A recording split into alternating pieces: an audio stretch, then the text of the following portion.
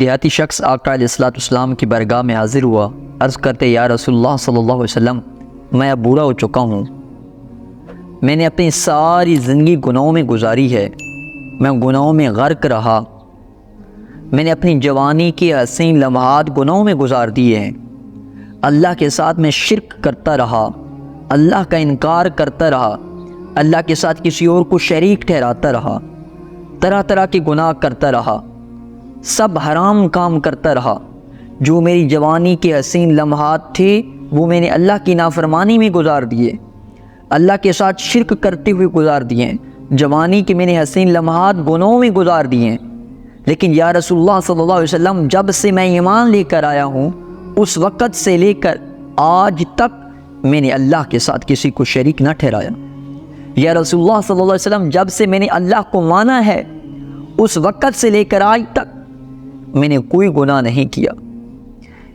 میرے پاس جو وقت بچا تھا زندگی کا، جب سے میں ایمان لے کر آیا ہوں اس وقت سے لے کر آج تک میں نے کوئی گناہ نہیں کیا، اللہ کی نافرمانی نہیں کی۔ لیکن یا رسول اللہ صلی اللہ علیہ وسلم، جو میری جوانی کے حسین لمحات تھے وہ میں نے گناہوں میں گزاری ہیں، اس سے پہلے کا جو وقت تھا میں گناہوں میں گزارتا رہا، میں گناہوں میں غرق رہا۔ لیکن یا رسول اللہ صلی اللہ علیہ وسلم، اب میں ایمان لا چکا ہوں، ایمان لانے سے لے کر آج تک میں نے اب کوئی گناہ نہیں کیا، اللہ کی کوئی نافرمانی نہیں کی۔ یا رسول اللہ صلی اللہ علیہ وسلم، اب آپ بتا دیں کہ اللہ تبارک و تعالیٰ کے حضور میرا کیا حال ہوگا؟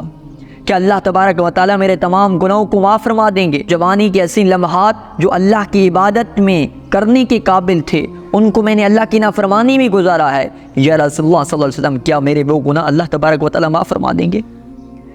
یا رسول اللہ صلی اللہ علیہ وسلم، میری اس عمر کے گناہ کہ جس عمر میں اگر اللہ تبارک و تعالیٰ اللہ کے حضور کھڑے ہو کر عبادت کرتا ہے تو رب تعالیٰ اس کو کئی سالوں کا ثواب عطا فرماتے ہیں، وہ گھڑیاں بھی اللہ کی نافرمانی میں گزاری ہیں۔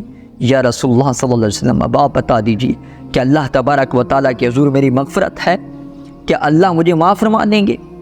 اللہ اکبر! تو میرے آقا نے جواب نہ دیا، بلکہ اللہ تبارک و تعالیٰ نے قرآن کی آیت نازل فرما دی، فرمایا ان اللہ لا یغفر ان یشرک بہ ویغفر ما دون ذلک لمن یشاء۔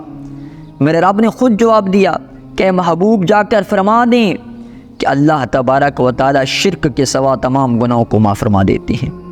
اللہ اکبر! اللہ کے حضور صرف شرک کی معافی نہیں ہے، اس کے علاوہ باقی تمام گناہوں کو رب تعالیٰ معاف فرما دیں گے۔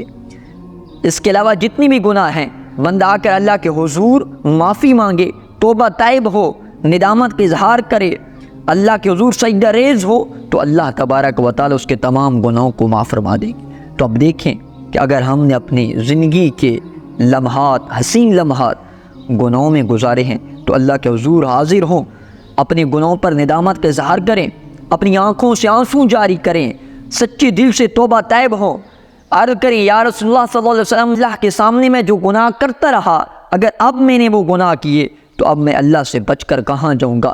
روئے زمین پر میں کہاں جا کر چھپوں گا؟ سچے دل سے جب انسان توبہ کرتا ہے تو پھر رب تعالیٰ اس کے لیے مغفرت کے دروازوں کو کھول دیتا ہے۔